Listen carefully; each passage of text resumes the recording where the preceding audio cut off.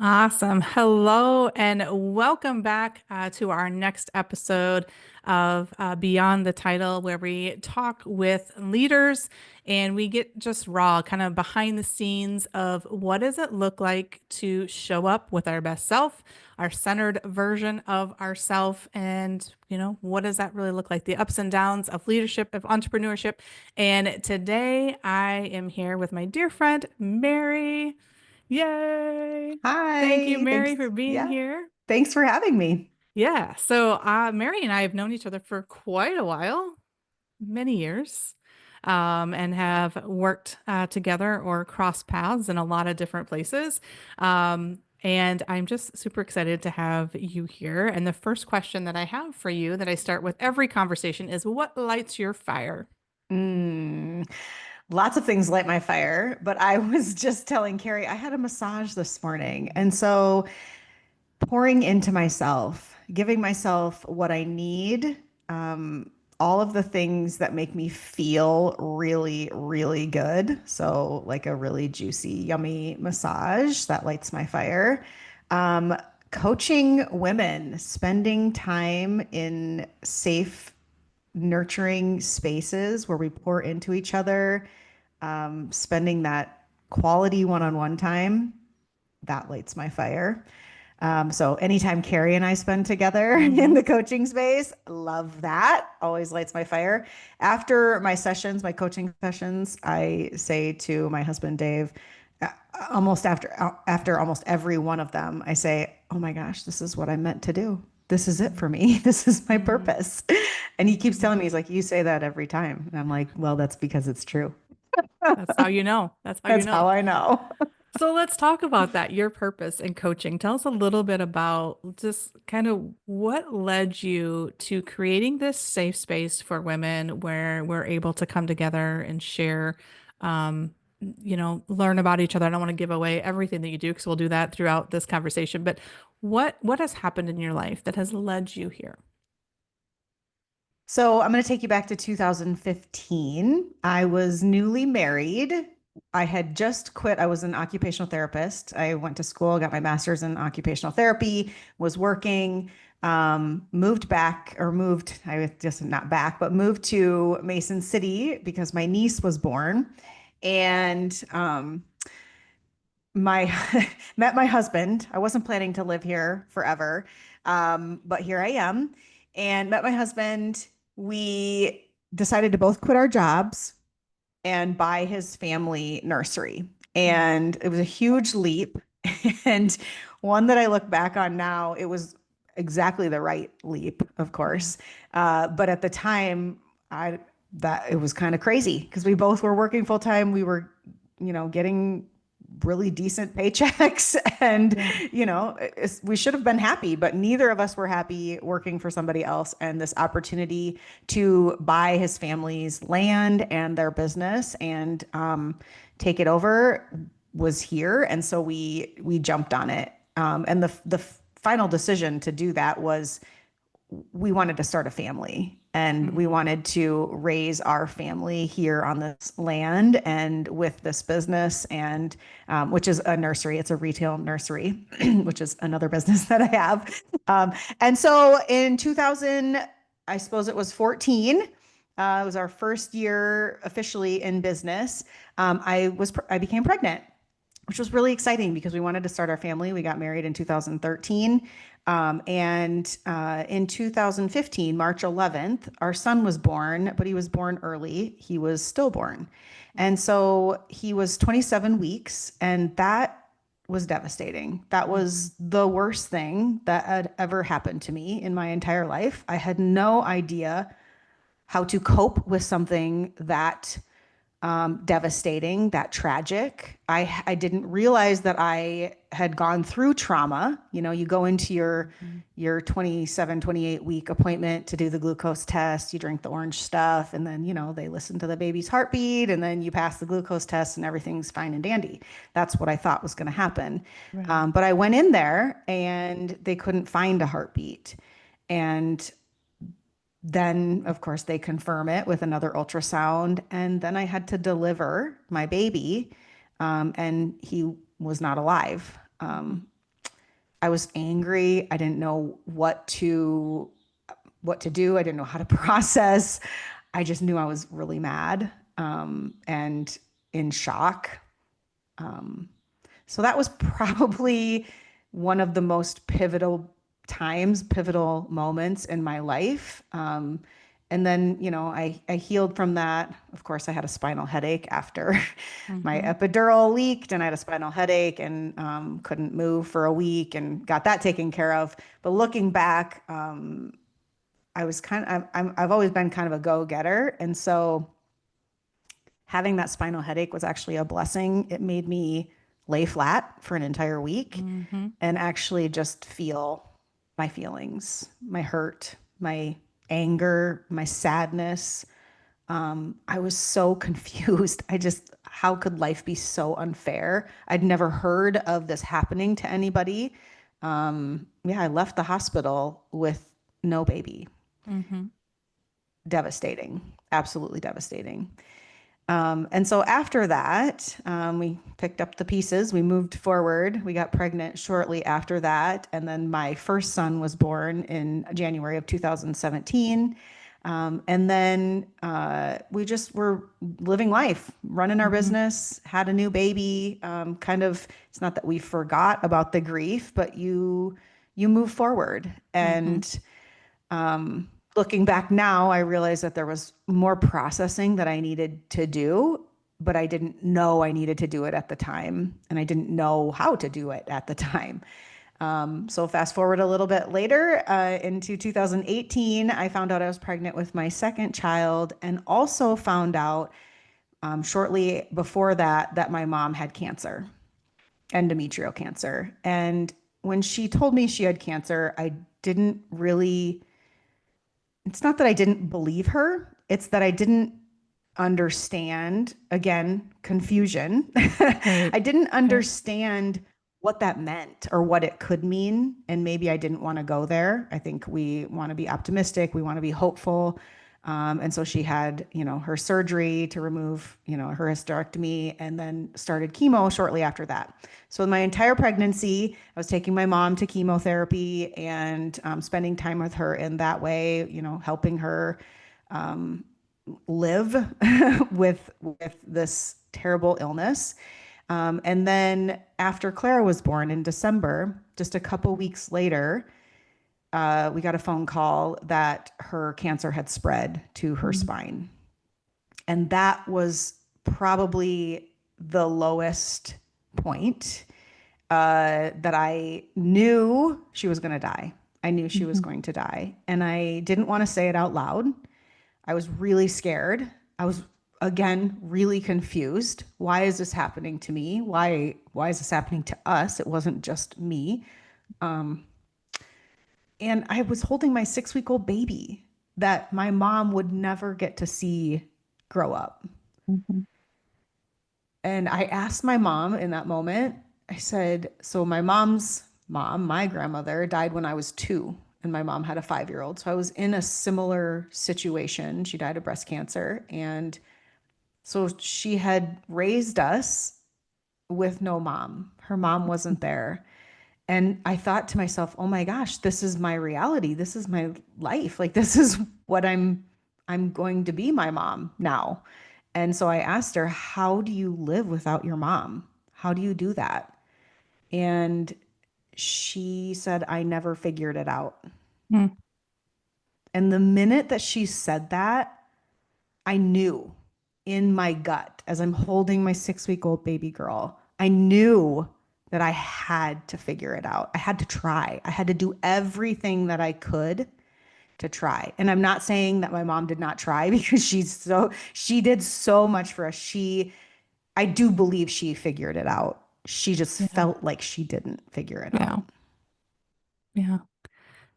I appreciate first for you, sharing that and we've had a lot of conversations around kind of your journey and the things that I really, really admire about you is one being vulnerable and being able to share, but two, really talking about as you've moved forward too about the importance of feeling. right? And slowing down and feeling those feelings and listening to your body and listening to the things that are around you and using that to help you heal and move on. So, as you are, walking through this grief and moving forward, what is it that in that where you thought, I want to help other women do this? Like, what was the light bulb or the turning point for you in that? Hmm, that's a really good question.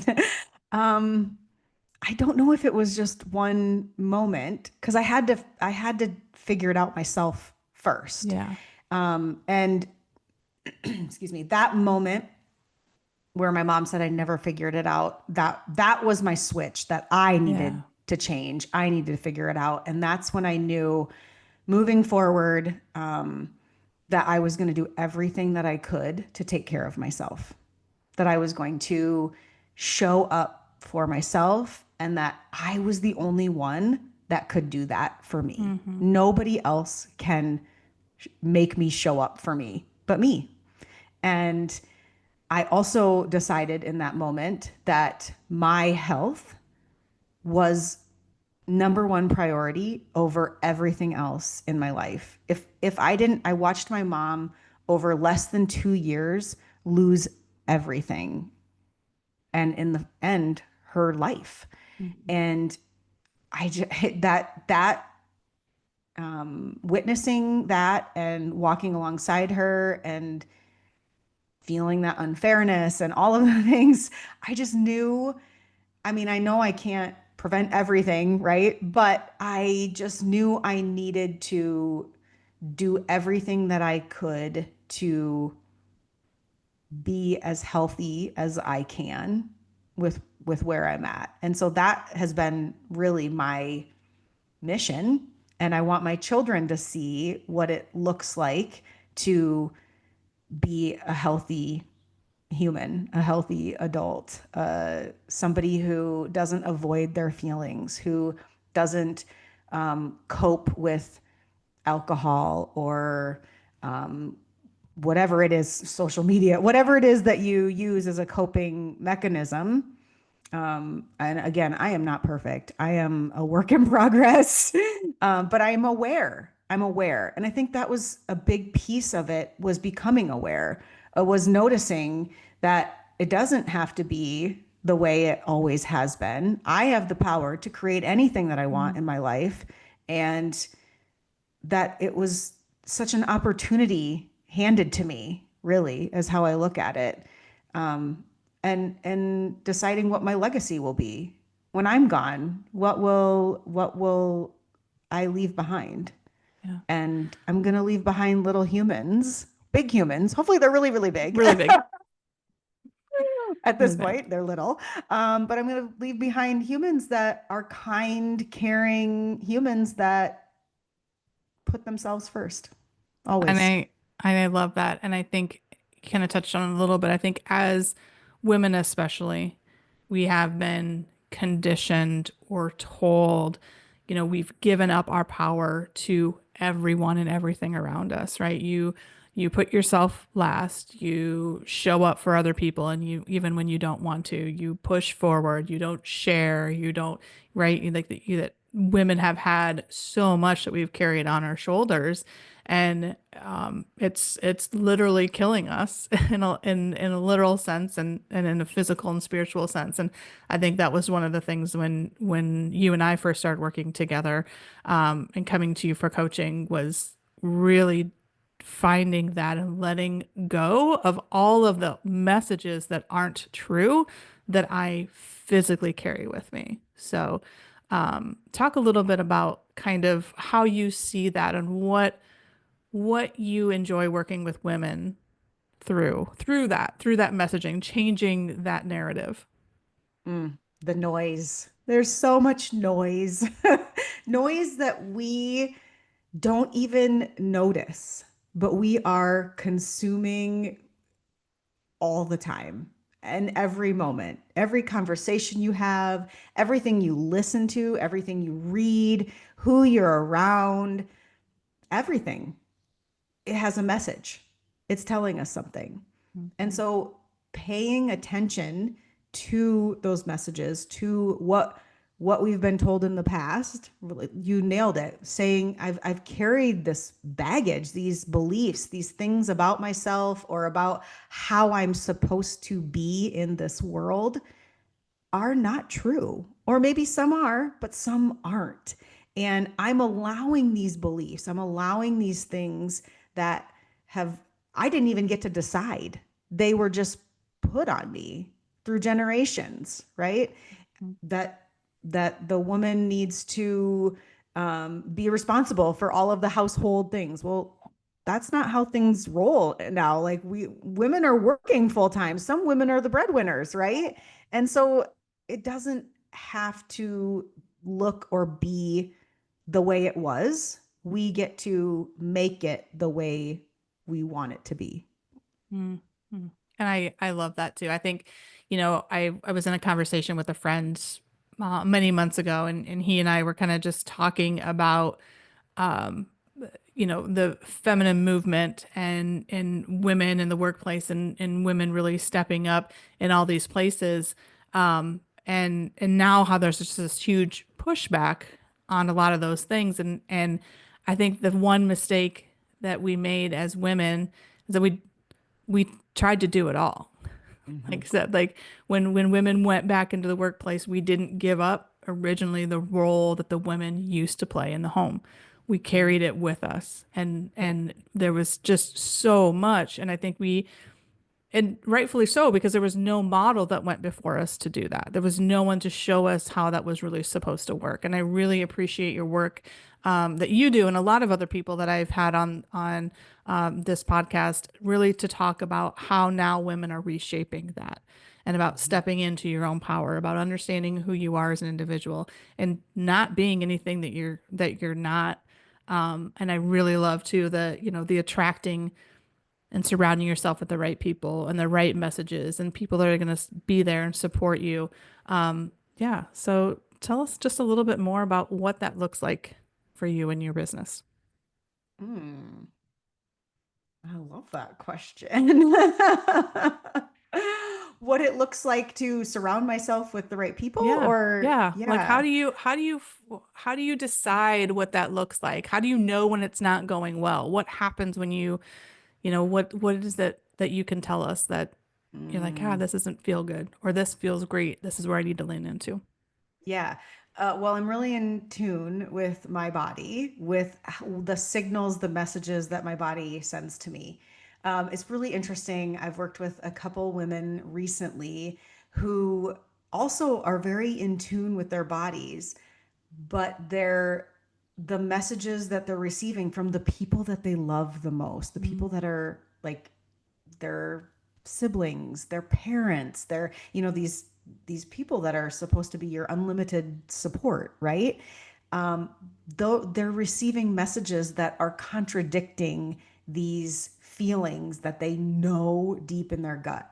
And those feelings don't make sense to them because they mhm, contradict what everyone around them is telling them to do. However, the more you don't listen to those feelings, the more unhealthy you become, the more unhappy you become. A lot of people don't want to hear what their intuition is telling them because it likely is conflicting with something that's happening in your life, something that has always been there, or something that is part of your norm, your everyday. And when you get these intuitive hits, we ignore them. It's so much easier to just listen to what's happening around us. But for me personally, I'm going to speak outside of business. For me personally, how I create that connection to my body is movement mm, or meditation, spending time with myself every single day. I Exercise is very important for my physical health, but I move my body every day for my mental, emotional, and spiritual health. Emotions are energy in motion. And so, in order to move through the things that we feel, the emotions that we have to move. We're energy. And yeah. so, in order to move your emotions, in order to feel those emotions, you have to move your body, move them in some way. So I'm a huge component of moving. My health coach, Coach Beck, says 30 minutes every single day. Doesn't matter what you're doing, you need to move. And I believe that wholeheartedly as well. And that I practice that, I embody that. That's a non-negotiable in my life. Yeah, I feel that. And I think throughout my life, and I've had, a lot of, different jobs, different stress levels. And I'm really paying attention to like when I'm in travel, when I'm teaching or training or facilitating, my body, I'm moving. It's a physical job where I'm always up and moving and interacting and doing those things. And so for me, because I'm moving a lot of the day, a lot of the evening is the opposite, right? It's like now I'm like releasing and relaxing and journaling. And I find myself trying to do the actual opposite when I'm here at home, right? Because now I'm sitting at the computer and I'm doing the things that are requiring me to sit, and I can feel myself like hit a wall and know to be like, oh, I need to get up and move. And when I'm home, I schedule my workouts in the middle of the day because it's that energy shift Mhm. that I need where I need to get up and turn my mind off, have it focus on something else for a while, and then it's amazing what energy and creativity come back after movement. And so I, people have been telling you that for 30 years, but it takes a Right. little while for your brain to I click and be like, mean, hey, yeah. do And that. for me, it was a total perspective shift. It Mm-hmm. was I don't need, like, it's not like you have to work out, right? You Yeah. have to exercise. You have to work out.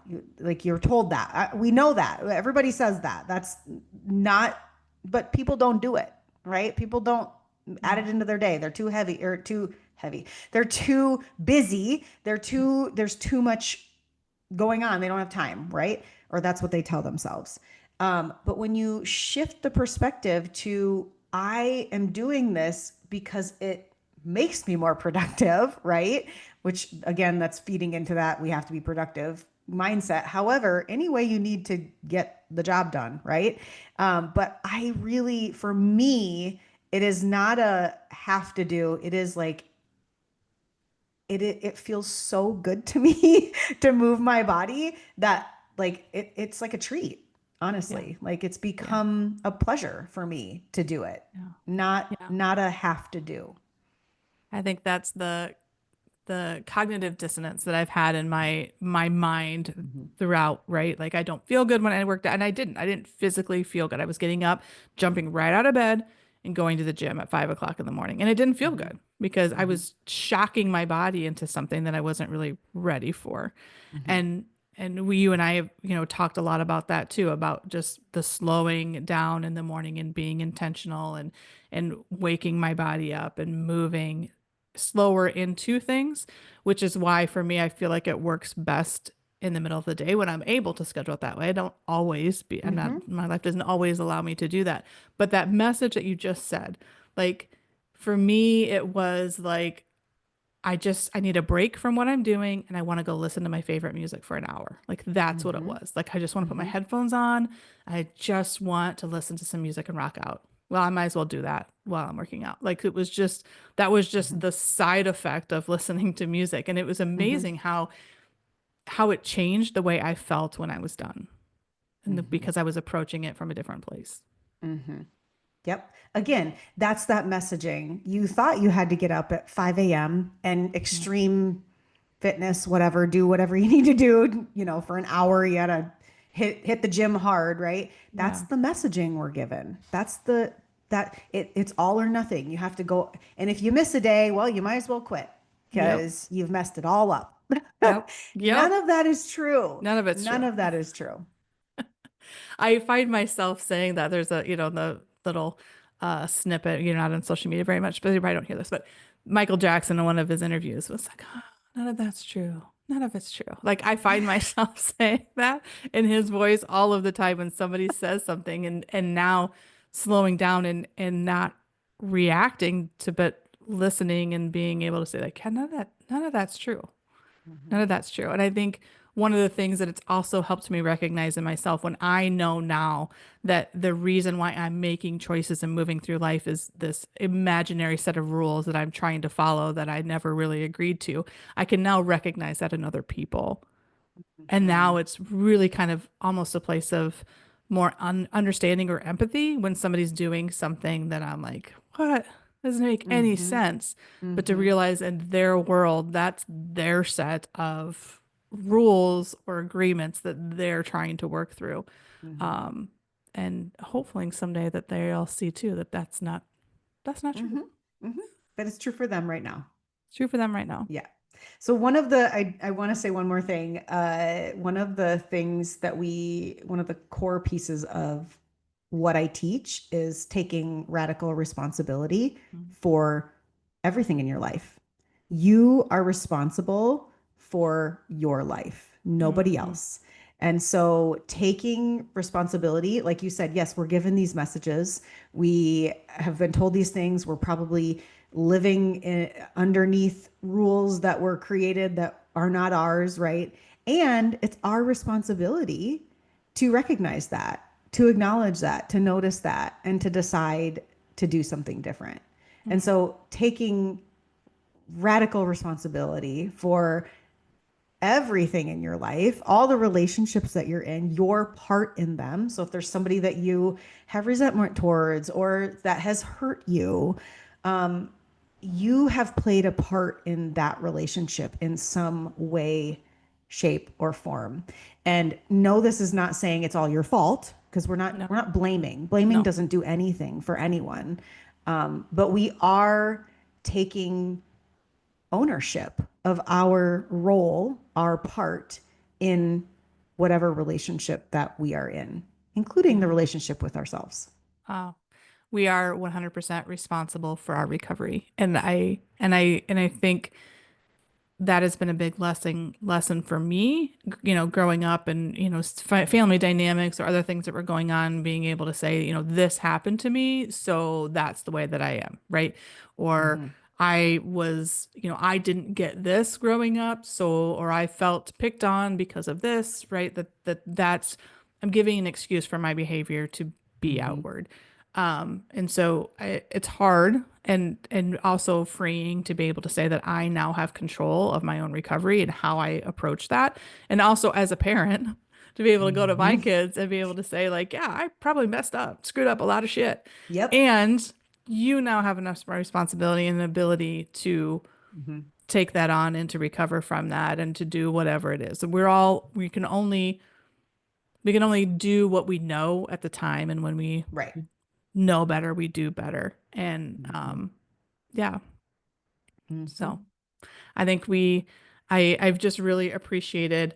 I think one thing that has shifted for me in the last couple of years as well is that being able to put myself first, right, and be responsible for my own recovery, being responsible for how I treat myself. I know that was one of the things that you and I talked about early on in our coaching, that one of my values in my business is integrity. And you had asked Mm-hmm. me, like, how do you show that to yourself? Which then led to this whole podcast, led to this whole thing about the center for leadership and you being the center and how you choose to lead yourself, because that impacts how you show up for other people.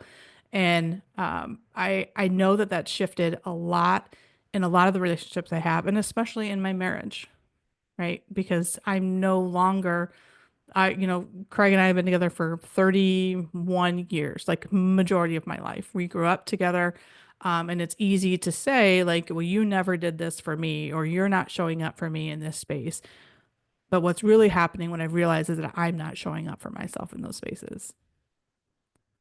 And when I get to Yep. show up for myself in those spaces, then he gets to come alongside me Mm-hmm. rather than being the person that I'm looking for to do that. Yes. You're no longer looking externally. You're getting Yes. everything you need from within. Yes. So powerful. So powerful and empowering. Right. We could have a talk show. We can go on tour. I feel like we should. Most definitely. But yeah, as we kind of wrap up here, I just, first I want to thank you for always challenging me and bringing me, coming alongside me, asking me those tough questions because it has definitely changed my life Mhm. in how I look at myself and how I lead myself. And the ripple effects just keep coming and coming. So, which is great because I love to control. And so I can Okay, but we've control talked what, about that right? I know, right? I was waiting for that. Oh no, there's another session. because I'm But not controlling at all, no. ever. Mm-mm.